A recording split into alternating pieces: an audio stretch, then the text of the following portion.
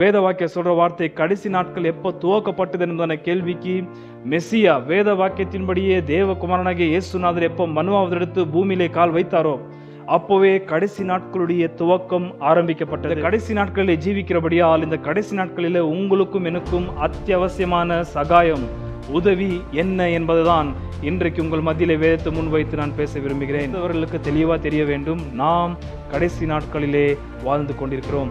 இந்த கடைசி நாட்களுடைய முடிவு எப்போ என்பதனை கேள்விக்கு பதில் நான் கீழே இப்போ சீக்கிரமாய் சொல்ல விரும்புகிறேன். கடைசி நாட்கள் என்று தெரியாமல் வாழ்ந்து கொண்டிருக்கிற உலகத்தார் அவர்களுக்கு இந்த கடைசி நாட்களில் எது உதவி என்று நீங்கள் கேள்வி கேட்டால் அவர்கள் சொல்ற வார்த்தை நாட்களை வாழ்றோம் என்பதான அறிவுள்ள விசுவாசிகளாகிய கிறிஸ்தவர்களே, உங்களுக்கும் எனக்கும் இந்த கடைசி நாட்களிலே சகாயமா இருப்பது ஐஸ்வர்யமா? இடத்திலே ஒரு கேள்வி நாம் கேட்போமே, ஆனால் கடைசி நாட்களிலே உன்னை காப்பாற்றுவதும் உன்னை தாங்குவதும் உமக்கு சகாயம் செய்வது எது?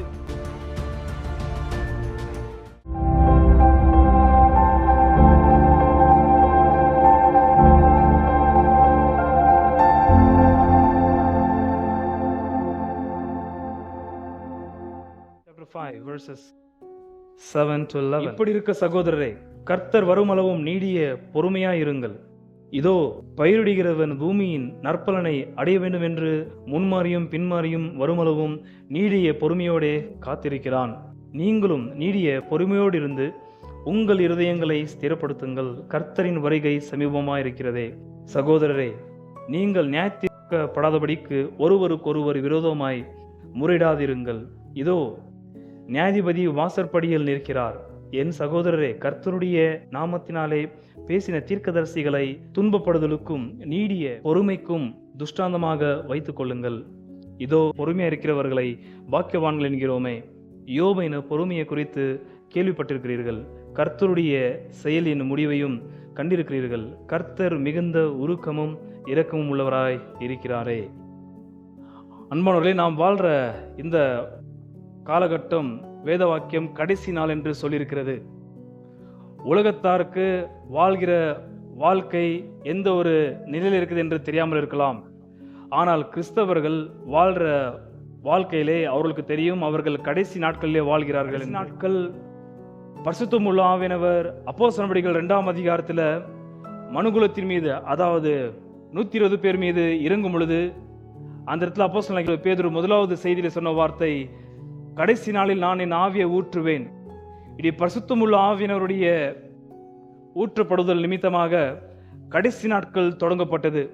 பரிசுத்தமுள்ள ஆவியினவர் அனுப்பப்பட்டது நிமித்தமாக வந்தவர் நசரேயனாகிய இயேசு மாத்திரமல்ல, அவர்தான் மெஸ்ஸியா என்றும் தேவகுமாரன் மனுவாவதெடுத்து வந்தார் என்றும் பழைய ஏற்பாட்டில் சொல்லப்பட்டிருந்த கன்னிகை வயிற்றில் பிறந்தவர் மனுகுலத்திற்கு பாவத்தை சுமக்கிற தேவ ஆட்டுக்குட்டியா இருப்பார் என்று சொல்லப்பட்ட ஒட்டுமொத்த தீர்க்க தரிசனங்கள் நிறைவேற்றினவர் இந்த நசரேயனாகிய இயேசுதான் என்பதையும், அவர் உயிர் தெழுந்து பரத்திற்கு ஏறி போனார் என்பதையும் பரிசுத்தமுள்ள ஆவியானவர் அனுப்புவது நிமித்தமாக நிரூபிக்கப்பட்டதென்று பேதுரு அப்போஸ்தலர் நடபடிகள் 2ஆம் அதிகாரத்தில் முதல் பிரசங்கத்தை தொடங்கும் பொழுது சொன்ன வார்த்தை, கடைசி நாட்களில் நான் என் ஆவியை ஊற்றுவேன்.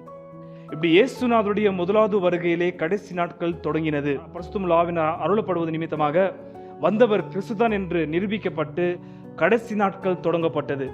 இப்படி கிறிஸ்தவர்களாகிய நாம் வாழ்கிற வாழ்க்கையுடைய பெயர் கடைசி நாட்கள். will live in the last days. நாம் கடைசி நாட்களிலே வாழ்கிறோம் என்பதை நீங்கள் நானும் புரிந்து கொள்ள வேண்டும். இப்ப இருக்கிற சில டிவி சேனல்ஸ் நீங்க பார்க்குற ஊழியக்காரர்கள் அங்க பூகம்பம் வந்தாக்கா இங்கே பூகம்பம் வந்தாக்கா அவர்கள் சொல்ற வார்த்தை, ஜலப்பிரளயமோ மழையோ பஞ்சமோ வியாதியோ வந்தோன்னு அவங்க சொல்ற வார்த்தை நாம் கடைசி நாட்களுக்கு என்று சும்மா பேசிட்டு இருப்பார்கள்.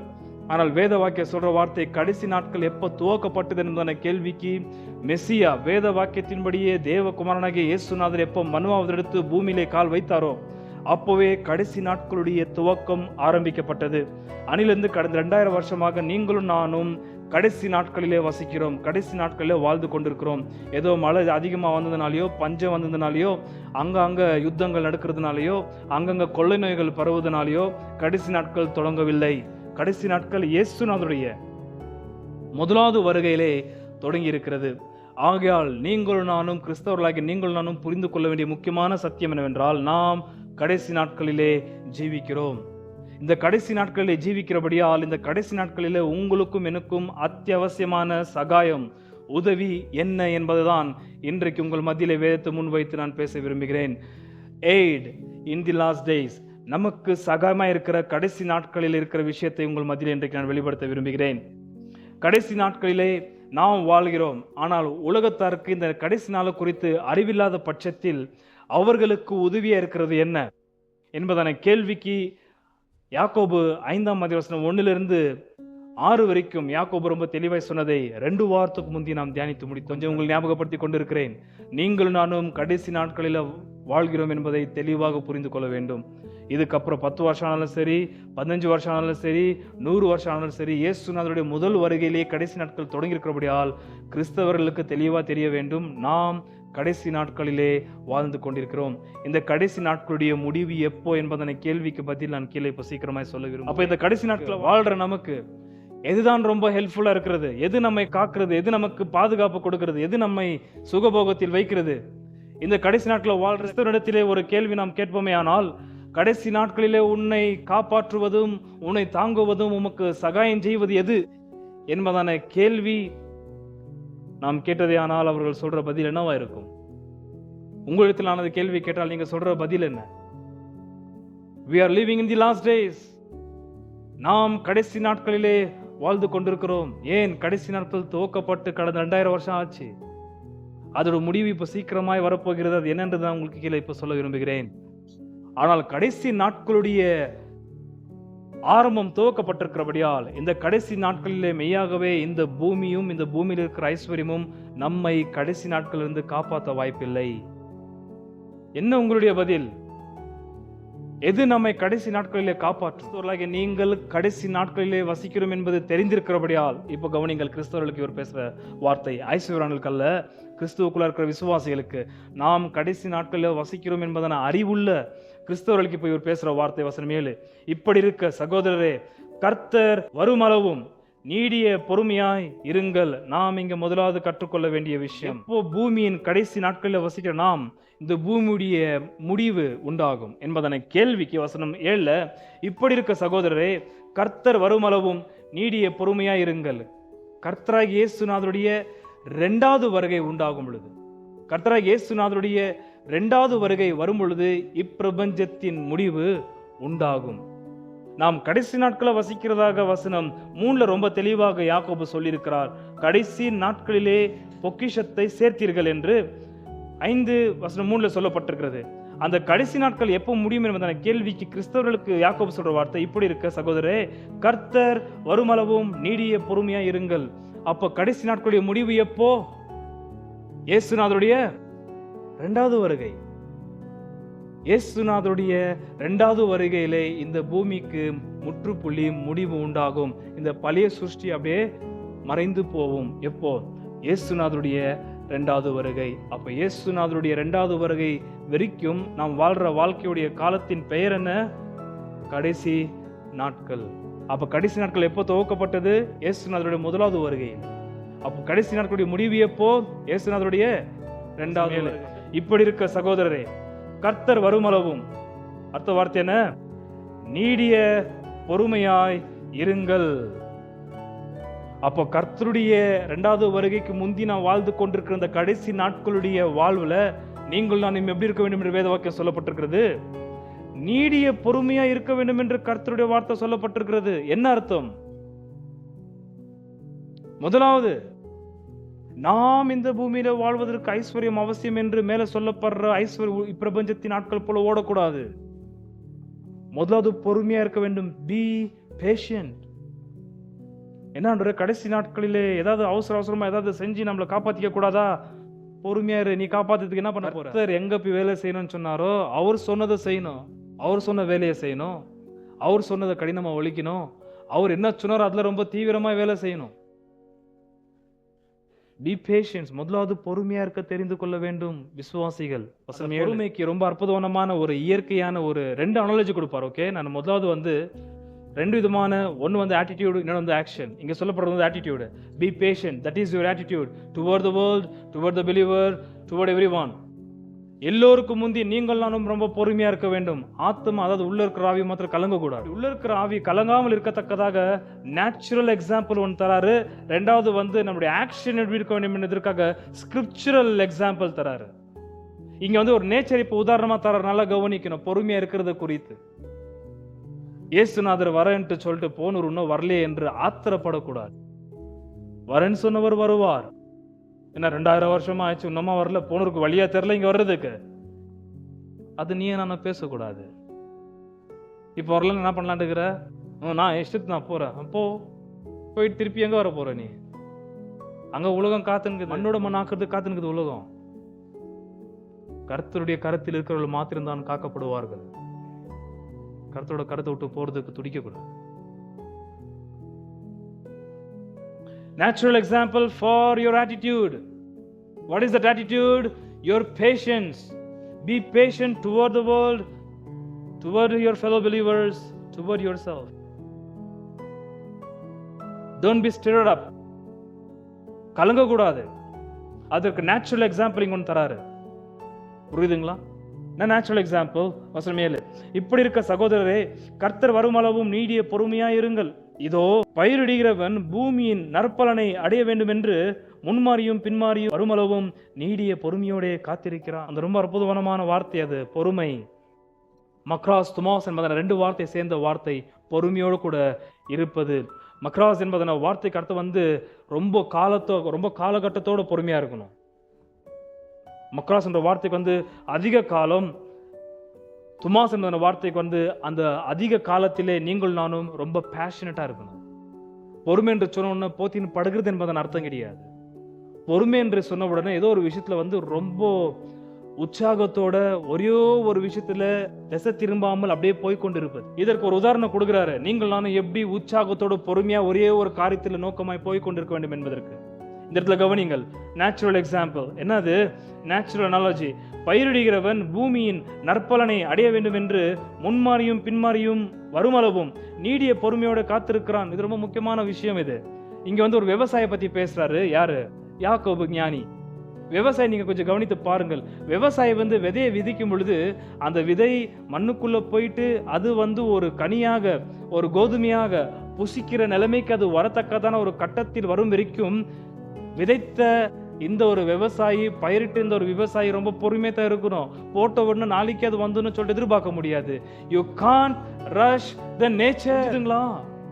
இயற்கை நீங்கள் நானும் அவசரப்படுத்த முடியாது. அவசரப்படுத்துறதுனால நீங்க இன்னைக்கு விதை போட்ட உடனே நாளைக்கே வந்துன்னு சொல்லிட்டு எதிர்பார்த்தால் வராது. அது இன்றைக்கு நீங்க மாங்காவுடைய சீடு போட்டதே ஆனால் அது மாங்காவா, மரமா, செடியா, மரமா மாறி அது கனி வந்து நம்ம கையில சாப்பிடுறதுக்கு வருஷக்கணக்கா டைம் பிடிக்குது. அது கத்தி நீங்க அவசரப்படுறதுனால அது நாளைக்கே கனி கொடுக்காது. எது? இயற்கை, பூமி. குத்துருமா? இந்த படிக்கிற பசங்களை பார்த்துருக்கீங்களா? அவனுக்கு ஒரு வருஷத்துல டிகிரி முடிச்சுட்டு கோட்டை போட்டு அமுச்சு விட்டுருணும் வீட்டுக்கு. அவனுக்கு இவ்வளோ வருஷம் படிக்கணுமா? படிக்கணும் தான். என்ன ஷார்ட்கட் இருக்கா? ஷார்ட்கட் ஆகாதுப்பா. இயற்கையை வந்து உன்னால you can't rush the nature. இயற்கையை வந்து நீ புஷ் பண்ண முடியாது. சீக்கிரம் முடியும்னு நீயும் நானும் இயற்கையை கழுத்து பூச்சி நெருக்கி சீக்கிரமா முடியும் சொல்லவே முடியாது. பொறுமையா இருக்கணும். அதனால தான் விவசாயிகளை பார்த்தீங்கன்னா ரொம்ப பொறுமையான ஆட்கள் அவங்க. ஏன்னா அவங்க போட்டு வந்து ரொம்ப பொறுமையா காத்துட்டு இருப்பாங்க. முதலாவது வந்து போட்ட விதை வந்து சாப்பிட்ற நிலைக்கு அது வளர்ந்து வருவதற்கு இவங்க பொறுமையா வெயிட் பண்ணணும். இவங்க அதனால தான் படிக்கிற பசங்க படிப்பு கொடுத்தாக்கா பொறுமையா படிச்சுன்னு போயின்னு இருக்கணும். சின்ன ஒரு விதையை போட்டு அதை நம்ம கனியா பார்த்து சாப்பிட்றதுக்கே ரொம்ப நாள் வெயிட் பண்ணோம். இயற்கை போட்டு அமுக்க முடியாது. சீக்கிரமா கனி கொடு அப்படின்ட்டு சொல்லி பி பேஷண்ட். கொஞ்சம் கொஞ்சமா பசங்க கல்வி பெறவங்க வந்து கத்துன்னு கொஞ்சமா தான் போயின்னு இருக்கணும். ஏன்னா மண்டை நம்மளுக்கு அப்படித்தான் இருக்கு. பெத்தவங்க சொல்லி கொடுக்கணும்.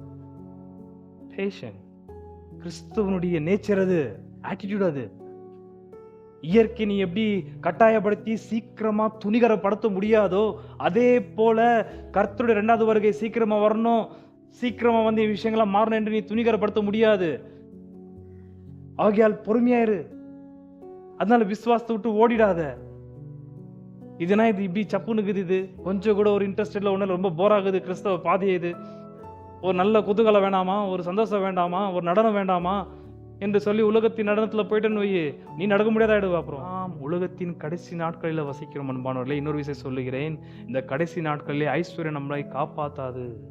ஆகையால் கடைசி நாட்கள் முதல்ல நம்முடைய ஆட்டிடியூட் வந்து ரொம்ப பொறுமையா இருக்கணும். ஸோ முதலாவது வந்து இயற்கையில் இருக்கிற சாதாரண விதை பூமியில் நீங்க போட்ட உடனே அது வளர்ந்து புசிக்கிற நிலைமைக்கு அது வர வேண்டும் என்றால் நீங்கள் நானும் பொறுமையா தான் இருக்கும். இப்படி இருக்க சகோதரரை, கர்த்தர் வருமளவும் நீடிய பொறுமையா இருங்கள். இதோ பயிரிடுகிறவன் பூமியின் நற்பலனை அடைய வேண்டும் என்று நட கவனித்து அந்த வார்த்தை பிடிச்சுக்கங்க. பூமியின் நற்பலனை, precious produce, நல்ல கனியை ஒரு விவசாயி அடையத்தக்கதாக பயிரிட்ட விவசாயி அந்த நல்ல கனி, precious fruit, ரொம்ப அற்புதமான வார்த்தை, வரும் வரைக்கும் பொறுமையா மாச கணக்கா காத்துட்டு இருப்பாரு. காத்துட்டு இருக்கிறன்னா போய் பத்துன்னு இல்லைங்க, அவரு அப்சர்வ் பண்ணினே இருப்பாரு.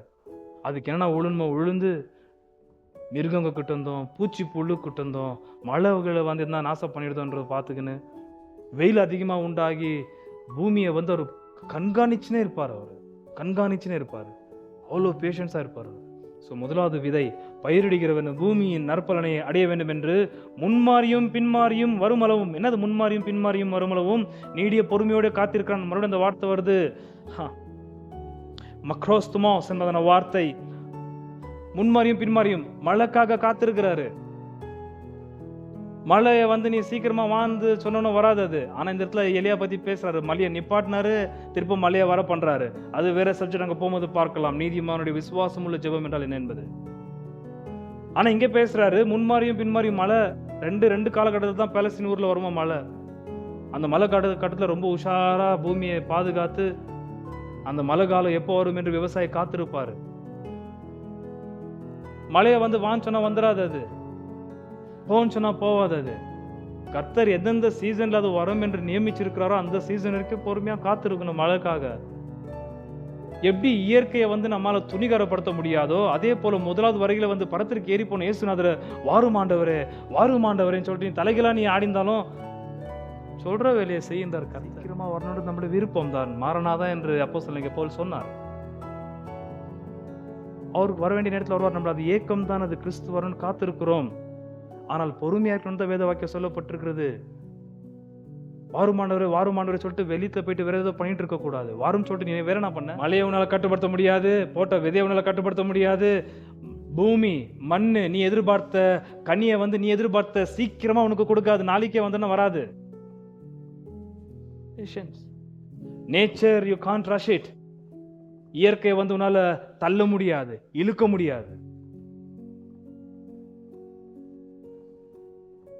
ஆகையால் கடைசி நாட்களை வாசிக்கிற விசுவாசிகளே, உங்களுடைய ஆட்டிடியூட், உங்களுடைய சுபாவம் என்ன?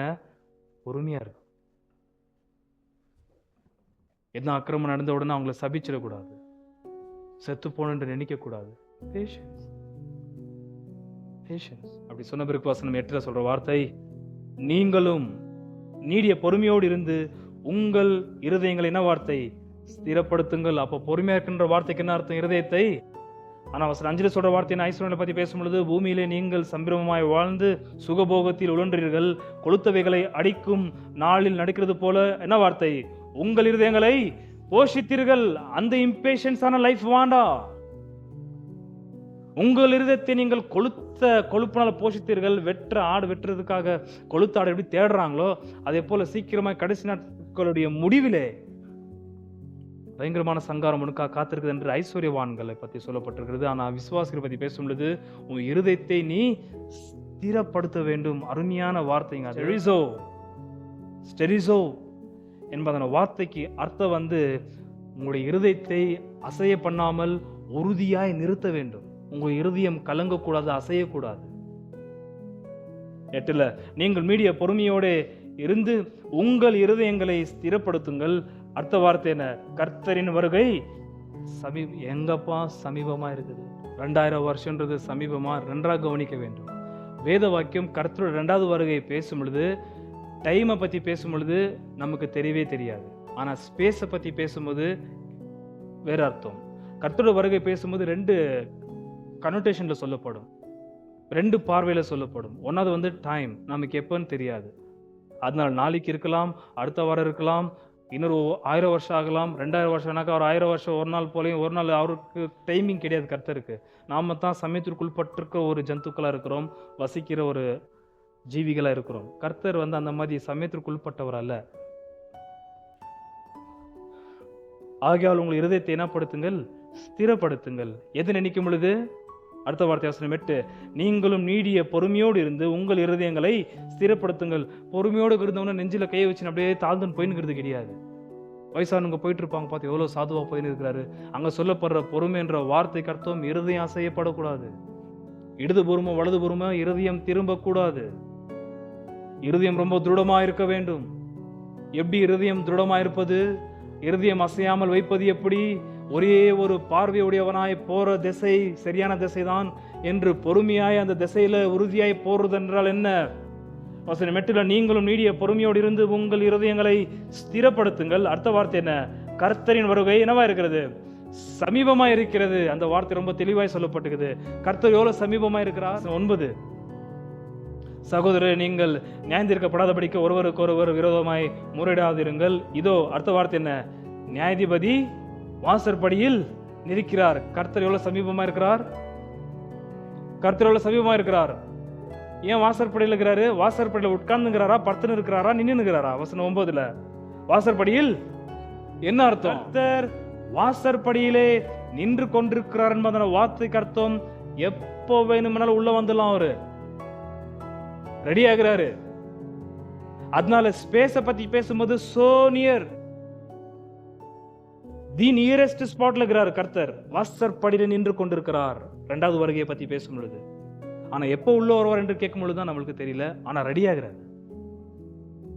நாளைக்கு வந்துடலாம், அந்தி கிறிஸ்து வந்ததுக்கு அப்புறம் வரலாம், எப்போ சீக்கிரம் வந்துடலாம். அவரு வாசற்படியில் நியாயாதிபதி நின்று கொண்டிருக்கிறபடியால் நீங்க அதை யோசிக்கும் பொழுது உங்கள் இருதயத்தை திருடப்படுத்துங்கள். அவரு வாசற்படியில் நின்று இருக்கிறதுனால ஏன் இருதயம் எப்படி திருடமாகும்? வசனம் 7, இப்படி இருக்க சகோதரரே, கர்த்தர் வரும் அளவும் என்ன வார்த்தை? நீடிய பொறுமையா இருங்கள். இதோ அடுத்த வார்த்தை என்ன? பயிரிடுகிறவன் பூமியின் நற்பலனை அடைய வேண்டும் என்று. நன்றாக கவனிங்கள். வசனம் 8, நீங்களும் நீடிய பொறுமையோடு இருந்து உங்கள் இருதயங்களை ஸ்திரப்படுத்துங்கள். எப்படி ஸ்திரமாகும்? கர்த்தரின் வருகை என்னவா இருக்கிறது? அப்ப கர்த்தரோட வருகை சமீபமா இருக்கிறது என்று நினைச்சாலே எவ்வளவு சமீபம் என்று பார்த்தா வாசற்படி நின்று கொண்டிருக்கிறார். வாசல் நின்று இருக்கிறார் உள்ள நுழைவதற்காக. அவ்வளவு கிட்ட நம்முடைய கர்த்தர் அவ்வளவு சமீபமா இருக்கிறார். அது நினைக்கிறதுனால என் இருதயம் எப்படி திருடமாகும் என்பதான கேள்விக்கு பயிரிட்ட விவசாயியுடைய இருதயம் ஏன் திருடமா இருக்குது? பொறுமையா சொல்லுவோம். நீங்க 7 பயிரிட்ட விவசாயியுடைய இருதயம் எதற்காக பொறுமையா திருடமா இருக்குது? அர்த்தம் நற்பலனை காணும்படியாக. என்னுடைய கேள்வி, நாம் எதற்காக நம்முடைய இருதயத்தை பொறுமையா கர்த்தரோட வருகை இருக்க பொறுமையா காத்திருக்கணும்? சேம் பிரேஷியஸ் ஃப்ரூட், நமக்கும் கர்த்தராகிய இயேசுநாதருடைய வருகை என்றில பயங்கரமான நல்ல கனிகள் உண்டாகும். எல்லாமே செட்டில் ஆகுறது அவருடைய 2வது வருகையில தான். நம்முடைய மனம், நம்முடைய சரீரம், சமுதாயம், குடும்பம், அரசாங்கம், அதிகாரம், இயற்கை எல்லாமே பர்ஃபெக்டா செட்டில் ஆக வேண்டும் என்றால், ஒரு பரிபூர்ணமான பரிகாரத்திற்குள்ளாக வர வேண்டும் என்றால் யார் வரணும்? பரத்திற்கு போன மகிமையின் கர்த்தர் மறுபடியும் வரணும். மறுபடியும் வரும்போது நீங்க நினைக்கிற மாதிரி கன்னிக வேதத்துல பொருந்து வருவார்னு நினைக்க வேண்டாம். அடுத்த முறை அவர் வரும் பொழுது ஜட்ஜ், நியாயாதிபதி, டு செட்டில் த இஷ்யூஸ். அந்த நியாயாதிபதி ஐஸ்வர்யவான்களையும், எல்லா அக்கிரம செய்கிறவர்களையும், எல்லா அதிகாரத்தை துஷ்பிரயோகம் பண்ணிக்கிறவர்களையும், ஜனங்களை கொள்ளையிடுறவங்களையும், சிறு பிள்ளைகளை கற்பழிக்கிறவங்களையும், நீங்களான கேட்கிற பொல்லாத ஆட்களுடைய பொல்லாத செயல்களுக்கு தக்க சிக்ஷையை நம்முடைய நியாயாதிபதி வரும் பொழுது கண்டிப்பா செட்டில் பண்ணுவார். அப்போ அவர் வரும்போது உங்களுக்கு எனக்கும் பூமியுடைய முற்றுப்புள்ளி அவருடைய 2வது வருகையில உண்டானாலும் நமக்கு அல்ல முற்றுப்புள்ளி அவர் வர்றதுனால. அங்கத்தான் நம்முடைய வாழ்க்கை தொடங்குது. யாருக்கும் முற்றுப்புள்ளி? மேல சொல்லப்படுற பணம் தான் எனக்கு அஸ்திபாரம் என்ற ஐஸ்வர்யத்தை பிடிச்சுட்டு இருக்காங்க தெரியுமா? இப்பிரபஞ்சத்தின் நாட்கள் அவங்களுக்கு தான் இந்த பூமியின் வாழ்க்கையுடைய முற்றுப்புள்ளி உண்டாகும். இயேசுநாதர் 2வது வருகை கிறிஸ்தவனுக்கு அல்ல. கிறிஸ்தவனுக்கு அங்கத்தான் பரிபூர்ணமான ஜீவன், மகிமையுள்ள ஜீவன் தொடங்குகிறது. எப்போ? இயேசுநாதர் 2வது வருகை. ஹல்லேலூயா. ஆகையால் தான் இரண்டாவது வருகை அதிகமாக விருப்பத்தோடு எதிர்பார்க்க வேண்டும். அவர் வந்தாருன்னா எப்படி இருக்கும்? வருவார், சீக்கிரமா வருவார். எங்க இருக்கிறாரு? வாசல் படியில தான் இருக்கிறாரு. என்ன அர்த்தம்? எப்ப வேணா தொடர்ந்து உள்ள வந்துடலாம். அதனால பி டிலிஜென்ட். முதலாவது, கடைசி நாட்களில் விசுவாசிகளாக நாம் இருக்க வேண்டியது எப்படி? பொறுமையா இருக்க வேண்டும். பொறுமை என்றால் இருதயத்தை திருடமா வைத்துக் கொள்ள வேண்டும். எப்படி? இயேசுநாதரோட வருகை ரொம்ப சமீபமா இருக்கிறது என்பதை எண்ணி பார்க்கும் பொழுது அது எண்ணுவதனால ஒட்டுமொத்த பிரச்சனைக்கும் பரிகாரம் உண்டாகும். எப்படி விவசாயி நற்பலனுக்காக காத்திருக்கிறாரோ அதே போல இயேசுநாதர் இரண்டாவது வருகை என்னுடைய ஒட்டுமொத்த வாழ்க்கைக்கும் ஒரு முழு வடிவை கொண்டு வந்து பரிபூர்ணத்திற்குள்ளாக கொண்டு போகிறது கர்த்தர் இரண்டாவது வருகை. ஆகையால் விசுவாசிகளே, நீங்கள் நானும் ரொம்ப பொறுமையா இருக்கும். ரொம்ப பொறுமையா இருக்கும். இயற்கையை எப்படி நம்ம கட்டாயப்படுத்தி சீக்கிரமா மூவ் பண்ண முடியாதோ, 24 மணி நேரத்தை நீங்க 20 மணி நேரம் ஆக்க முடியாது, 10 மணி நேரம் ஆக்க முடியாது. 24 மணி நேரம் 24 மணி நேரம் அப்படிதான் இருக்கணும். அதே போல கர்த்தராகிய இயேசு கிறிஸ்து எதெல்லாம் செட்டில் பண்ணுவாரு. பண்ணு வரைக்கும் நீங்கள் நானும் பொறுமையா இருக்கணும். ஒருவேளை விசுவாசிகளாகிய நீங்கள் நானும் பொறுமையை இழந்து போனால் என்ன ஆகும் தெரியுமா? பொறுமை இழந்து போனால் என்ன ஆகும்? வசனம் 9, சகோதரரே, நீங்கள் நியாய தீர்க்கப்படாதபடிக்கு ஒருவருக்கொருவர் என்ன வார்த்தை? விரோதமாய் முறையிடாதிருங்கள். ஆஹா, சினாஸ் குரோனிங். ஒருவருக்கொருவர் முறையிடாதிருங்கள். உங்களுக்கும் எனக்கும் ஆண்டவராகிய இயேசுநாதருடைய இரண்டாவது வருகையினால உண்டாகிற நற்கனிகளை எதிர்பார்த்து நம்முடைய இருதயத்தை திருடமாக வைக்காமல் போனதே ஆனால், பொறுமையை எழுந்து போனதே ஆனால், வசனம் 9 சொல்ற வார்த்தை, ஒருவருக்கு நம்ம என்ன பண்ண ஆரம்பிக்கிறோம்? விரோதமாய் முறையிட ஆரம்பிக்கிறோம், கம்ப்ளைண்ட் பண்ண ஆரம்பிக்கிறோம், குற்றஞ்சாட்ட ஆரம்பிக்கிறோம். என்ன அர்த்தம் குற்றச்சாட்டுவது என்றால்? என்ன அர்த்தம் குற்றச்சாட்டுவது என்றால்? நீங்கள் நானும் நியாயாதிபதிகள் ஆயிடுறோம். யார் நியாயாதிபதி? வசனம் 9ல மகிமையில் சேர்க்கப்பட்ட இயேசுநாதர், அவர் ஒருத்தர் தான் நியாயாதிபதி. அந்த நியாயாதிபதி வந்தால் எல்லாமே நியாயம் விசாரிப்பார் என்று சொல்லி பொறுமையாக காத்திருக்கிற விசுவாசி திருடமா இருப்பான். ஆனா அந்த பொறுமை எழுந்து போன விசுவாசி என்ன பண்ணனாக்கா, ஒருத்தர் மீது ஒருத்தர் குற்றஞ்சாட்டி கம்ப்ளைண்ட் பண்ணுவதை தொடங்குகிறான். அவனே நியாயாதிபதியா மாறுறான். அப்படியாக கூடாது. அவ பொறுமையா இருக்க என்ன செய்கிறான்? குற்றம் சாட்ட மாட்டான், மற்றவங்களுக்கு குறை பேச மாட்டான். அவன் வாயில வர வார்த்தை என்ன? கர்த்தர் பார்த்துக் கொள்வார். அவங்க அந்த தப்பு பண்ணாங்களே, இவங்க எந்த தப்பு பண்ணாங்களே, நான் பார்க்கல, கர்த்தர் பார்த்துக்கிறார் 24 மணி நேரம். அவர் நியாய விசாரிப்பார். ஒரு நியாயாதிபதி உலகத்தில் இருக்கிற கோர்ட் நீங்க எடுத்துக்கொண்டாலும் அவங்க முழு தகவல் கிடைக்காத பட்சத்தை தள்ளி போடுறாங்க. இன்னும் இன்ஃபர்மேஷன் தேவை, இன்னும் சாட்சியங்க தேவை, இன்னும் அடையாளங்கள் தேவை, இன்னும் 10 எவிடன்ஸ் நம்மளுக்கு அப்படின்ட்டு எல்லாமே சேகரிக்கிறது டைம் எடுத்துக்கிறாங்க. உலக ரீதியிலே அப்படி இருக்கும் பொழுது கர்த்தருடைய பிள்ளைகளாகிய நீங்கள் யாருன்னா ஒருத்தர் குற்றம் சொன்னோன்னு அதை அப்படியே முதல்ல மாதிரி விழுங்கிடக்கூடாது. ரொம்ப டேஞ்சருங்க அந்த வார்த்தை சொல்றது. இந்த கடைசி நாட்கள் நீங்களும் எப்படி இருக்கணும் சொல்லிட்டு இருக்கிற நேரத்தில் பொறுமையா இருக்கிறவன் யாருமே குற்றம் சாட்ட மாட்டான். கர்த்தர் சமீபமா இருக்கிறாருப்பா, நியாயாதிபதி வராரு, அவர் அந்த சகோதரன் தப்பு பண்ணாலும் சரி, இந்த சகோதரி தப்பு பண்ணாலும் சரி, நான் பார்க்கல, நீ சொல்ற ஏதோ, ஆனா முழுசா பார்த்தது யாரு? இந்த நியாயாதிபதி பார்த்துருக்கிறாரு, அவர் நியாய விசாரிப்பாரு. அதனால அந்த நியாயாதிபதி ஸ்தானத்தை நான் எடுக்க மாட்டேன். ஹல்லேலூயா. இதை பேச தெரிஞ்சுக்கணும் விசுவாசி. உங்கள்கிட்ட யாருன்னா யாரை பார்த்தா குற்றம் சொன்னா வாயை அடைக்க தெரியும். உங்களுக்கு முழு தகவல் தெரியாது. அப்படி உங்களுக்கு ஏதாவது தெரியணும்னு நினைச்சாக்கா யாரை பத்தி குற்றம் சொல்லிட்டு அவங்கள்ட்ட போய் நேரடியாக பேசணும். இந்த விஷயம் கேட்டனே, இது உண்மையா பொய்யா தப்பா எனக்கு தெளிவுபடுத்துங்க, மனசுல ரொம்ப குழப்பம் வந்து யாரை பத்தி குற்றம் சாட்டியோ அவங்கள்ட்ட போய் பேசு. அது கர்த்தருடைய நல்ல முறை. அத்தை விட்டு போட்டு மத்தவங்க கதையை கொண்டு போய் ஊரெல்லாம் சுத்தி திரிகிற சில சகோதர சகோதரிகள் வேலையை தாரு. தப்பு அது. நீங்கள் நியாயாதிபதியாக இருக்கிறீங்க. நீங்கள் நியாயம் தீர்க்கப்படாத தகவல் இல்லாத வாயை திறந்து நியாயாதிபதியாக ஜட்ஜ் பண்ற வேலையை விசுவாசிகள் நிறுத்தணும். 24 மணி கண்காணிக்கிறது யாரு? இருதயத்திலிருந்து வார்த்தை புறப்பட்டு வரதுக்கு முந்தி பார்க்கிறவர் இந்த நியாயாதிபதி. அவருக்கு தெரியும் எல்லாமே. யாருன்னா உங்கள்கிட்ட சொன்னாலும் எனக்கு தெரியாது, தெரிஞ்சுக்க விரும்பல, அது கர்த்தர் பார்த்துக்கிட்டோம். நியாயாதிபதி பார்த்துங்கிறார். அடுத்த முறை வரும்போது அணைக்கிற ஒரு ரட்சகராக வருவது கிடையாது அவர். கல்வாரிசில தொங்குற வர்றது கிடையாது அவர். அடுத்த முறை ஒரு நியாயாதிபதியா வராரு. அதனால நான் யாரும் நியாயம் இருக்க மாட்டேப்பா, நான் பார்க்கல, எனக்கு தெரியல, இதை நீங்க சொல்றீங்க, அதை வச்சு நான் நியாயம் விசாரிக்கவும் மாட்டேன். கர்த்தர் அவங்க லைஃப்பை பார்த்துக்கிறாங்க, விசாரிப்பாரு. உங்களுக்கு எதுனா அந்த சகோதரர் அந்த சகோதரி தப்பு பண்ண உங்களுக்குள்ள உணர்ந்து அந்த மகன் அந்த மகள் மனம் மாறும் நீங்க விரும்புறீங்களா, நீங்க தனிமையா போயிட்டு நீங்க அவங்களுக்கு கூலியும் செய்யுங்க. அப்படிதான் முடிக்கிறாரு. வசனம் 19-20 5ஆம் அதிகாரம். சகோதரரே, உங்களில் ஒருவன் சத்தியத்தை விட்டு விலகி மோசம் போகும்போது மற்றொருவன் அவனை திருப்பினால், புரிஞ்சுதா? அப்ப யாரை திருப்பணும்? யாரை திருப்பணும்? வசனத்தை விட்டு விலகி போற ஒரு விசுவாசி ஆகட்டும், உங்க முன்பதாக சபைக்கு வருகிற ஒரு ஆத்மா ஆகட்டும், வசனத்தை விட்டு விலகி போகும் பொழுது அதை பார்க்க என்ன பண்ணும்? சத்தியத்துக்கு நேராக மறுபடியும் திருப்பணும். நீ அவன்கிட்ட தப்பி பேசணும். அத்தப்பி நீ மத்தவன்கிட்ட பேசக்கூடாது. நிருபத்தை முடிக்கிறது அப்படிதான் முடிக்கிறாரு. அவனை திருப்பினால் நேரா போ, ஊழியம் பண்ணு, சத்தியத்தை சொல்லு, செய்யறது தப்பா என்பதை நிரூபிச்சு பாரு. கர்த்தரோட வார்த்தை நீ பேசும்போது மனசாப்பட்டு மனம் திரும்பினால், வசனம் 20, தப்பி போன மார்க்கத்தினின்று பாவியை திருப்புகிறவன் ஒரு ஆத்மாவை, என்ன வார்த்தை? மரணத்தினின்று ரட்சித்து திரளான பாவங்களை மூடுவான் என்று அறிய கடவன். நீங்கள் அந்த பாவத்தை மூடுறோமா?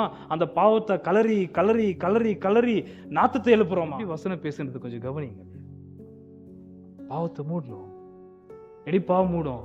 ஜீவ வார்த்தையை பேசு, மனஸ்தாபப்படுத்தி மனம் திரும்புதலுக்குள்ளாக நடத்து. முன்னிருது கர்த்தர் பாவத்தை மூடாரு. கிறிஸ்துவின் ரத்தத்தினாலே பாவங்கள் மூடப்படுகிறது. அவங்களுடைய அந்த விழுந்து போன நிலையை பார்த்து சிரிச்சுக்கின்னு, அத்தை பரிகாசம் பண்ணிக்கின்னு, அத்தை பாவத்தை கலரி போட்டுன்னு. பாவத்தை கலராதீங்க, அது பிசாசு புத்தி. அது பிசாசுக்கு பேரு குற்றம் சாட்டுகிறார். அவன் தான் பாவத்தால் நோன்றுதான். கர்த்தர் பொதிச்சு போட்ட பெண்ணத்தை அவன் நோண்டி எடுத்து வாசனத்தை கொண்டு வருவான். அந்த ஒரு சுபாவம் உங்களுக்கு எனக்கு இருக்கக்கூடாது. நீங்கள் நியாயம் தீர்க்கப்படாதபடிக்கு ஒருவருக்கொருவர் விரோதமாய் முறையிடாதிருங்கள். இதோ நியாயாதிபதி எங்கிறாரு? உங்களை பத்தி யார் உங்கள்ட்ட அந்த குற்றம், உங்களை பத்தி அந்த சகோதரி சொன்னா நாங்க என்ன சொல்லணும்? சொல்லின்னு போட்டோம். நியாயாதிபதி பார்த்துனுங்கிறாரு. அது உங்களுடைய ஆக்ஷன். That's your attitude. எதுவுமே நீங்க ரியாக்ட் பண்ண வேண்டாம். உன் பேச்சை கேட்டு நான் கேட்டு என் மனசை நான் கொழுப்பி கொள்ள விரும்பவில்லை. என்னுடைய இருதயம் கர்த்தருக்கு நேராக திருடமா இருக்கிறது. நான் பொறுமையா இருக்கேன். அந்த பொறுமையை கெடுக்கிறதுக்கு வர பிசாசுடைய தகவல்களை நீங்கள் அங்கீகரிக்க கூடாது. யாருன்னா அப்படி சொன்னா நீங்க சொல்ற வார்த்தை என்ன? பொறுமையா இருக்கிற விசுவாசிகளே, கடைசி நாட்களில் பொறுமையாய் உங்களோட வாழ்க்கையை கர்த்தருடைய வருகைக்கு பொறுமையாய் திருடமா இருக்கிறவர்களே, உங்க வாயில வர வார்த்தை என்ன? என்ன தப்பா பேசினாங்களா? பேசட்டும், நியாயாதிபதி பார்த்துட்டு இருக்கிறாரு. அவங்க பேசுறது உண்மையா இருந்தால் அந்த நியாயாதிபதி என்ன நியாயம் விசாரிக்கணுமோ விசாரிக்கட்டும். நான் நியாயாதிபதியை போய் விசாரிக்க வேண்டியதில்லை. அவங்க சொன்னதும் உண்மை எனக்கு தெரிஞ்ச அளவுக்கு அவங்க சொன்ன எந்த குற்றமும் நான் செய்யவில்லை. அதனால நான் அது குறித்து கலங்க வேண்டியதில்லை. பேசணுங்க தான் கலக்க முடியணும். அதை கர்த்தர் செய்வாரு. புரிஞ்சுதான்? இது கிறிஸ்தவர்களாக நீங்க காண்பிக்கிற ஒரு ரியாக்ஷன். இது நீங்க உங்க இருதயத்தை கலங்க செய்கிறீர்கள். ஒருத்தன் பிசாசினால் ஏவப்பட்டு பிசாசுடைய வார்த்தையை உச்சரிச்சிருக்கிறான். அந்த பிசாசு தகவலை கொண்டு வந்து உனக்கு கொடுத்துருக்கிறான். நீ வார்த்தையை இருதயத்தை போடாம பிசாசு சொன்ன வார்த்தையை கொண்டு வந்து உன் காதுல ஏத்தின்னு இருக்கிற. அங்கத்தான் உங்களுடைய இருதயம் கலங்குகிறது. அப்படி இருக்கக்கூடாது. திருடமா நிக்கணும். என்ன பேசுறே பேசு. யுத்தம் கர்த்தருடைய. எனக்காக யுத்தம் பண்றவர் கர்த்தர். எவ்வளோனா பேசு, என்னன்னா சபை. அவர் எனக்கு ஜெயத்தை கொடுக்கும் போது அசிங்கப்பட்டு நிக்கிறது பேசுன நீங்க என்று நீங்க உறுதியா சொல்லணும் விசுவாசிகளே. கர்த்தர் எப்போதும் சொன்ன வார்த்தை பொறுமையா இரு. ரட்சிப்பு கர்த்தருடைய, ஜெயம் கர்த்தருடைய. கர்த்தர் சொன்ன வார்த்தை நான் உனக்காக யுத்தம் செய்கிறேன். செய்வாரா? உங்களுடைய இறுதியும் என்னுடைய இறுதியும் கர்த்தருக்குள்ளாக திருடமா இருக்க வேண்டும். யார் என்ன பேச நீங்க சொல்ற வார்த்தை, நான் தப்பு பண்ணனா என் கர்த்தர் நான் மன்னிப்பு கேட்கிறேன். நான் யார் நான் தப்பு பண்ணா அவங்க என்கிட்ட வந்து பேசினாலும் மன்னிப்பு கேட்கிறேன். இல்லாவிட்டால் என்னுடைய சமாதானத்தை கெடுத்து என் கர்த்தருக்குள்ள இருக்கிற அநிநயக்கத்தை யாராவது நாசம் பண்ண நினைச்சால் அதுக்கு நான் இடம் கொடுக்க மாட்டேன். என் கர்த்தர் எல்லாம் பார்த்துட்டு இருக்கிறாரு. உங்களையும் கர்த்தர் பார்த்துட்டு தான் இருக்கிறார். 24 மணி நேரமும் கர்த்தர் நீங்க என்ன செய்யறன்னு பார்க்கிறாரு. 24 மணி நான் என்ன செய்யறேன்னு கர்த்தர் பார்த்து கொண்டிருக்கிறார். ஆகையால் உங்களுடைய பொறுமையை, இருதயத்தை கலங்க செய்யற பிசாசுடைய செய்திகள் உங்க காதுல வந்தா அதை எடுத்து போடுவதற்கு முயற்சி செய்ய வேண்டும். அதை உள்ள போட்டு தியானிக்கவே கூடாது. உங்க இருதயம் சீவு கொத்து புண்ணாயிடும். மனுஷனுடைய பிசாசுடைய வார்த்தைகளை மாத்திரம் எந்த காரணத்தும் இருதயத்தை போட்டு தியானிக்கிற பழக்கம் விசுவாசம் இருக்கக்கூடாது. For attitude, James brought up nature as the analogy. But for action, James bringing up scripture as the analogy. வசனம் 10. என் சகோதரரே, கர்த்தருடைய நாமத்தினாலே பேசின தீர்க்கதரிசிகளை, என்ன வார்த்தை? துன்பப்படுதலுக்கும், அந்த வார்த்தை புடிச்சுக்கணும், பொறுமைக்கு மாத்திரமல்ல. மேல பொறுமையை பத்தி பேசிட்டாரு, இங்க துன்பம் வேற, சஃபரிங். பொறுமைன்றது நம்முடைய ஆட்டிடியூட். அது எந்த செய்தி வந்தாலும் பொறுமையா இருக்க வேண்டும். துன்பன்ற வார்த்தை நம்முடைய செய்கை. என்ன செய்யணும்? நம்முடைய செய்கைக்கு வேத வாக்கியத்தை துஷ்டாந்தமா எடுத்துக்கிறாரு. நம்முடைய நேச்சர், நம்முடைய ஆட்டிடியூட், நம்முடைய சுபாவத்திற்கு அவர் இயற்கையை உதாரணமா கொடுத்தார். அதை சொல்லி முடிச்சிட்டேன். இப்ப கவனிங்கள் வசனம் 10. என் சகோதரரே, கர்த்தருடைய நாமத்தினாலே பேசின தீர்க்கதரிசிகளை துன்பப்படுதலுக்கும் நீடிய பொறுமைக்கும் திருஷ்டாந்தமாக வைத்துக் கொள்ளுங்கள். திருஷ்டாந்தமாக வைத்துக் கொள்ள வேண்டுமா? யார? உங்களை கேட்டுங்க, யார திருஷ்டாந்தமாக வைத்துக் கொள்ளணும்? தீர்க்கதரிசிகளை திருஷ்டாந்தமாக வைத்துக் கொள்ள வேண்டும். எதற்காக யாக்கோபு இந்த இடத்துல அப்போஸ்தலர்களை திருஷ்டாந்தமாக வைத்துக் கொள்ளுங்கள் என்று சொல்லவில்லை? ஏன் ஆண்டவராகிய இயேசுநாதரை கூட ஒரு திருஷ்டாந்தமாக வைத்துக் கொள் என்று சொல்லவில்லை? என்றால் இன்னும் அப்போஸ்தலருடைய பொறுமையின் வாழ்க்கையை பார்க்காத காலகட்டம் அது. ஏனென்றால் இன்னும் அப்போஸ்தலர்கள் புதிய ஏற்பாடின் நிருபங்களை எழுதப்படாத காலகட்டம் அது. இவர் தான் முதல் நிருபத்தை எழுதுறாரு. அதனால இது எங்க போறாரு? பழைய ஏற்பாடு தீர்க்கதரிசிகளை நீங்கள் உங்களுடைய துன்பப்படுதலுக்கு என்னவா எடுத்துக்கொள்ளணும்? திருஷ்டாந்தமாக எடுத்துக்கொள்ளுங்கள். Scripture. Take the prophets from the scripture as your analogy for your suffering. Take the nature as an analogy for your patience. தீர்க்கதரிசிகளை பாருங்கள் பழைய ஏற்பாட்டுல. இவங்களை பத்தி நான் கொஞ்சம் அருமையா சொல்லி நான் முடிச்சிடுறேன். ரொம்ப இன்ட்ரெஸ்டிங்கான விஷயம். 10. என் சகோதரரே, கர்த்தருடைய நாமத்தினாலே பேசின தீர்க்கதரிசிகளை துன்பப்படுதலுக்கும் நீடிய பொறுமைக்கும் திருஷ்டாந்தமாக வைத்துக் கொள்ளுங்கள். சொல்லப்படுற அந்த துன்பப்படுத்தல், காக்கோஸ் பாத்தோஸ் என்பது 2 வார்த்தை. பேத்தாலஜி, பேத்தோஸ் தனியாக வருது, பேத்தோஸ்ன்ற வார்த்தை வருது. காக்கோஸ் தான் ரொம்ப கெட்டது, ஒர்த்லெஸ். அந்த காக்கோஸ்ன்ற வார்த்தை நம்மை ரொம்ப கெட்டவர்களாக, நம்மை அதிகமாக பிரயோஜனமற்றவர்களாக நம்மை துன்பப்படுத்தும் பொழுது நீங்க அதற்கு என்ன ரியாக்ட் பண்ண வேண்டும்? உங்களுடைய சுபாவம் பொறுமையா இருக்கணும். ஆனா அவங்க இப்படி உங்களை தாக்கும் பொழுது நீங்க பொறுமையா இருந்தாலும் அவர்களை நீங்கள் ரிட்டர்ன் தாக்கக்கூடாது. மாறாக யாக்கோபு சொல்ற வார்த்தை, நீங்கள் உங்களுடைய துன்பப்படுதலுக்கு யாரை திருஷ்டாந்தமாக எடுத்துக்கொள்ள வேண்டும்? தீர்க்கதரிசிகளை திருஷ்டாந்தமாக எடுத்துக்கொள்ள வேண்டும். யார் இந்த தீர்க்கதரிசிகள்? வசனம் 10ல கர்த்தருடைய நாமத்தினாலே பேசின தீர்க்கதரிசிகள். ஹல்லேலூயா. அப்போஸ்தலர்களும் கர்த்தர் நாமத்தினால் ஊழியம் பண்ணார்கள். இன்னும் அவங்களோட ஊழியம் அது இன்னும் பாயிண்ட் தான் இருக்குது. யாக்கோபுடைய காலகட்டத்தில் இன்னும் சபை சிதறடிக்கப்பட்ட புது காலம் அது. இன்னும் சவுல் பவுலா மாறாத காலகட்டம் அது. அதனால அப்போஸ்தலனாகிய பவுலையும் பேதுருவையும் மற்ற அப்போஸ்தலர்களையும் பர்னபாவையும் ஒரு துஷ்டாந்தமாக இன்னும் எடுக்க முடியல. ஏன்னா அப்பதான் அவங்க கர்த்தருடைய திருச்சபை புதுசா குழந்தை நிலையில் இருக்கிறது. அதனால பழைய ஏற்பாடுல இருக்க தீர்க்கதரிசிகள் கர்த்தருடைய நாமத்தினால பேசினவர்களை திருஷ்டாந்தமாக எடுத்துக்கொள்ளுங்கள். அவர்கள் கர்த்தருடைய நாமத்தினாலே பேசினது நிமித்தமாக அவர்களுக்கு உண்டானது எல்லாமே உபத்திரவங்கள் தான், துன்பங்கள் தான். ஆனால் கர்த்தருடைய நாமத்தினால பேசின அந்த தீர்க்கதரிசிகள் துன்பப்படும் பொழுது அந்த தீர்க்கதரிசிகள் என்ன செய்தார்கள்? என்ன தெரியுமா உங்களுக்கு? தீர்க்கதரிசிகள் துன்பப்படும் பொழுது என்ன செய்தார்கள்? பொறுமையா இருந்தார்களா? பொறுமையா இருந்தார்கள். ஆனால் அவங்கள வாயத்திலிருந்து பேச வைக்கவோ செயல்படுத்தவோ துன்பப்படுத்துகிறவர்கள் அவங்கள ஊக்குவிக்கும் பொழுது இந்த பழைய ஏற்பாடு தீர்க்கதரிசிகள் என்ன செய்தார்? பழைய தீர்க்கதரிசி சொன்னதுக்கு அப்புறம் ஒருத்தர் எடுக்கிறார். வசனம் 11ல, இதோ பொறுமையா இருக்கிறவர்களை பாக்கியவான்கள் என்கிறோமே, யோபின் பொறுமையை குறித்து கேள்விப்பட்டிருக்கிறீர்கள், கர்த்தருடைய செயலின் முடிவையும் கண்டிருக்கிறீர்கள்.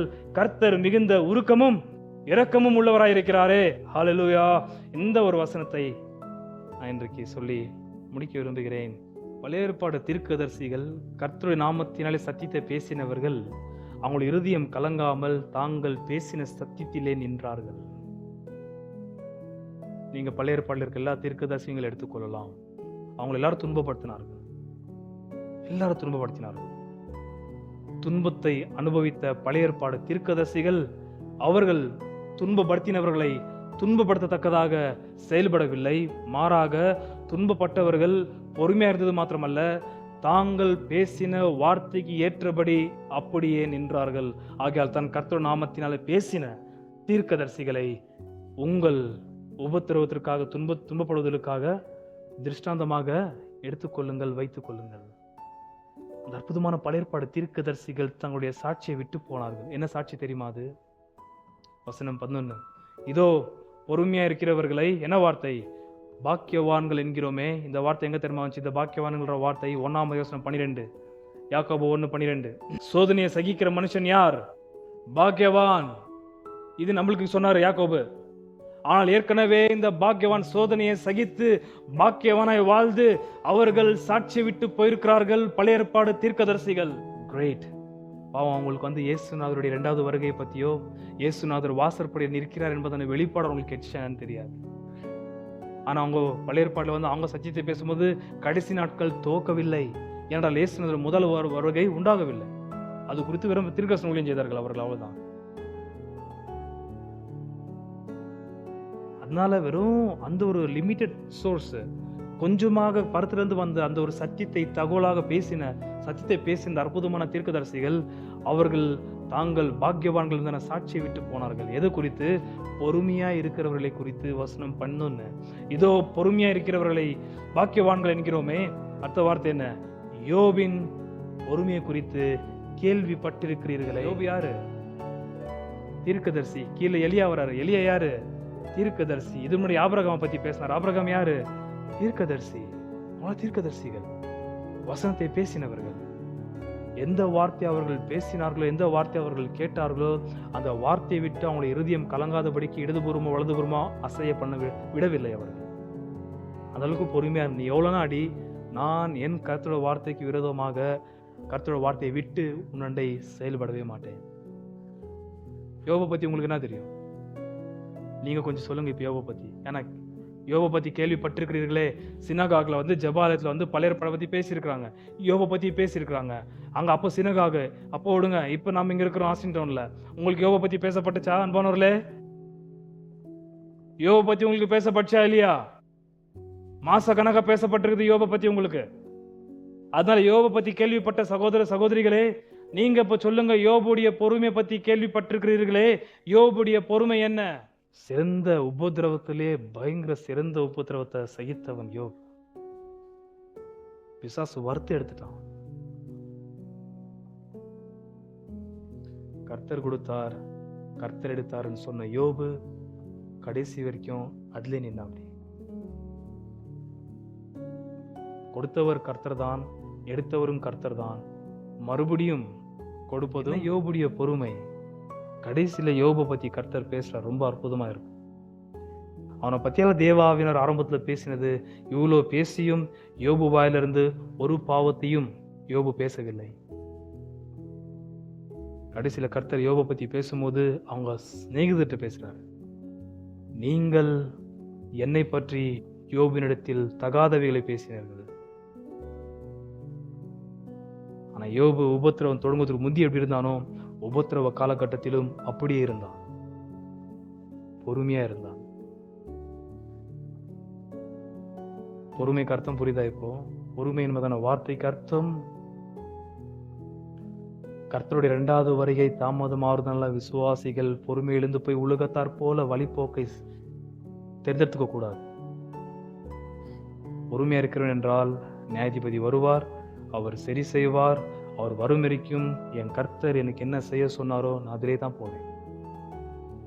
யாரையும் குற்றம் சாட்ட மாட்டேன். என்னை துன்பப்படுத்தியவர்களை நான் துன்பப்படுத்த மாட்டேன். என்னை சபிக்கிறவர்களை நான் ஆசீர்வதிப்பேன். என்னை துன்பப்படுத்துவதற்காக ஜெபம் பண்ணுவேன். இதெல்லாம் இயேசுநாதர் கற்றுக் கொடுத்த ஜெபம், கற்றுக் கொடுத்த பாடம் இது. அது அப்படியே அவருடைய சகோதரன் பிடிச்சிருக்கிறாரு. ஆகையால் என் கர்த்தர் அடியனுக்கு வைத்திருக்கிற இந்த கடைசி நாட்களுடைய வாழ்வை உலக ரீதியாக நான் சுகபோகத்தில் என்னை உழற மாட்டேன். இங்க சொல்லப்படுதில்லையா வசனம் 5 பூமியில நீங்கள் சம்பிரமமாய் நான் 5 வாழ்ந்து சுகபோகத்தில் உழன்றீர்கள். நான் அப்படி போக மாட்டேன், பொறுமையா இருப்பேன். 2வது, என்னை யார் நான் துன்பப்படுத்தினாலும் பழைய ஏற்பாடு தீர்க்கதரிசிகள் என்ன செய்தார்கள்? தங்களுடைய துன்பப்படுத்துவதனுடைய காலகட்டத்திலும் ஆரம்பத்தில் அவர்கள் கர்த்தர் மீது வைத்திருக்கிற விசுவாசமும் பட்சமும் வசனிப்பும் அவர்கள் மாற்றவே இல்லை.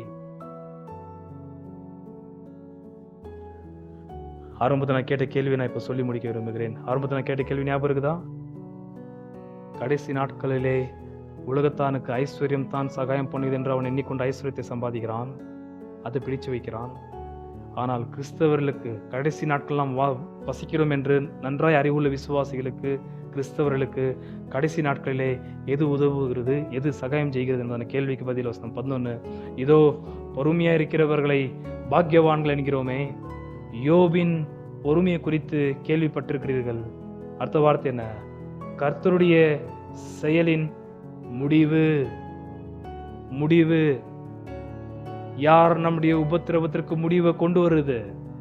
யார் நம்முடைய தொந்தரவுக்கு முடிவை கொண்டு வருது? யார் நம்முடைய வியாதிக்கு முடிவை கொண்டு வருது? யார் நம்முடைய வலிக்கு முடிவை கொண்டு வருது? யார் நம்மை குற்றம் சாட்டுறவர்களுக்கு முடிவை கொண்டு வருது? யார் நம்மை தொந்தரவு பண்ணீர்களுக்கு முடிவை கொண்டு வருது? கர்த்தர். ரொம்ப சீக்கிரமா நம்முடைய உபத்திரத்துக்கு முடிவு உண்டாகும். அந்த முடிவு அவர் கொண்டு வருவார். யோபுக்கு குறிப்பிட்ட காலம் இந்த உபத்திரம் இதுக்கப்புறம் தாண்டக்கூடாது என்று கர்த்தர் முடிவு போட்டு புள்ளி வச்சிட்டு இருந்தாரு. அது தாண்ட விடல கர்த்தர். ஆகையால் கர்த்தர் யோபை சந்திக்கும் முடிவிலே, அதே போல நியாயாதிபதியாக இயேசுநாதர் நம்மை சந்திக்கும் கடைசி நாட்களிலே எல்லாமே மாறும். அதனால இப்ப மாத்த மாட்டார் என்று நினைக்க வேண்டாம். மாத்திரார், இப்பயும் அப்பப்போ செய்யறார் கர்த்தர். பொறுமையா இருக்கிறவர்களை பாக்கியவான்கள் என்கிறோமே, யோபின் பொறுமையை குறித்து கேள்விப்பட்டிருக்கிறீர்கள். வெறும் கேள்விப்பட்டிருக்கிறீர்கள். அடுத்த வார்த்தை என்ன? அந்த யோபுடைய பொறுமை 3ஆம் அதிகாரத்திலிருந்து பிடித்து கர்த்தர் பேசும் 38ஆம் அதிகாரம் வரைக்கும் யோபுடைய பொறுமை குறித்து நீங்கள் கேள்விப்பட்டிருக்கிறீர்கள். எப்போ கர்த்தர் 38 அதிகாரத்துல இன்வால்வ் ஆகிறாரோ கர்த்தருடைய செயலின் முடிவையும் கண்டிருக்கிறீர்கள். என்னங்க கர்த்தருடைய முடிவின் செயல்? என்ன கர்த்தர் முடிவுல செய்யக்கூடிய செயலின் முடிவையும் கண்டிருக்கிறீர்கள். அந்த முடிவு என்ன? கர்த்தர் மிகுந்த உருக்கமும் இரக்கமும் உள்ளவராயிருக்கிறார். உங்களுக்கும் எனக்கும் இந்த கடைசி நாட்கள் என்ன தேவை? எது நமக்கு சகாயம் செய்கிறது?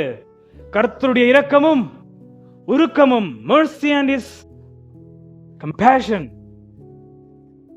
அவருடைய உருக்கமும் அவருடைய இரக்கமும் தான் உங்களையும் என்னையும் கடைசி நாட்களிலே காப்பாற்றும் என்பதை புரிந்து கொள்ள வேண்டும். அவர் இரக்கமும் மன உருக்கமும் நமக்கு அருள வேண்டும் என்றால் நாம் என்னவா இருக்கணும்? பொறுமையா இருக்கணும், உபத்திரவத்தை சகிக்கணும். இவங்கள் தான் கர்த்தர் பொறுமையாயும் உபத்திரவத்தை சகிக்கிறவர்கள் தான் இரக்கமுள்ளவராய். யோபு எழுந்து போனது அப்படியே மாத்திராரு பாருங்க, பல மடங்கு. திருப்ப அதே இளவயது அவருக்கு தருகிறார். திருப்ப அதே மாதிரி 10 பிள்ளைகளை தருகிறார். திருப்ப எழுந்தது எல்லா மிருக ஜீவன்கள் அப்படியே ரெட்டிப்பா மாத்துறாரு கர்த்தர். பொறுமையாக்குறீங்களா நீங்க? என்ன குற்றச்சாட்டு கர்த்தர் விட்டு ஓடிறீங்களா? இல்ல நீங்க நியாயாதிபதி ஆயிடுறீங்களா? நமக்காக யுத்தம் செய்கிற கர்த்தர் கடைசி நாட்களும் நமக்கு முடிவு ஏற்படுத்தும் பொழுது அவர் எவ்வளவு இரக்கமும் மன உருக்கமும் உள்ளவராய் என்று நமக்கு நன்றாய் புரியும். ஏனென்றால் நம்ம எழுந்து போன ஆரோக்கியமாகட்டும், எழுந்து போகின சன்மானமாகட்டும், மரியாதையாகட்டும், சுகத்தையாகட்டும், ஐஸ்வர்யமாகட்டும், கர்த்தர் நம்மை சந்திக்கும் நாளிலே அப்படியே ரெட்டிப்பாய் மாறும். யாருக்கு அன்பானவர்களே? பொறுமையாய் வாழ்ந்த தீர்க்கதரிசிகளை பாக்கியவான்கள் என்கிறோமே, அவர்கள் ஆசீர்வதிக்கப்பட்டவர்கள், பாக்கியவான்கள், கர்த்தருடைய நித்திய ஜீவனை பெற்றவர்கள். சோதனை சகிக்கிற மனுஷன் பாக்கியவான். கர்த்தர் தம்மை அன்புக்குரியவர்களுக்கு ஜீவ கிரீடத்தை வாக்கு பண்ணியிருக்கிறதாக 1:12 வாசித்தோம் அல்லவா? அந்த ஜீவ கிரீடத்தை பெற்ற பரிசுத்தமுள்ள பழைய ஏற்பாடு தீர்க்கதரிசிகளும் ஜீவ கிரீடத்தை பெற்ற பாக்கியவான்கள் அவர்கள். அன்பானவர்களே, இங்க எவ்வளவு பேர் இப்போ கசப்பான பாதையில போய் கொண்டிருக்கிறீர்கள் என்று தெரியவில்லை. உங்கள் இருதயம் திருடமா இருக்க வேண்டும். நீங்கள் யாரெல்லாம் உங்களை உபத்திரப்படுத்துகிறார்களோ அவரிடத்திலே பொறுமையை தான் காண்பிக்க வேண்டும், நியாயாதிபதிகள் ஆயிடக்கூடாது. இன்னும் கொஞ்சம் நீங்க மூவ் பண்ணி பாருங்க. கர்த்தர் இரக்கமுள்ளவர் என்பதையும் மன உருக்கமுள்ளவர் என்பதையும் நீங்க நிச்சயமாய் அனுபவத்திலே அறிவீர்கள்.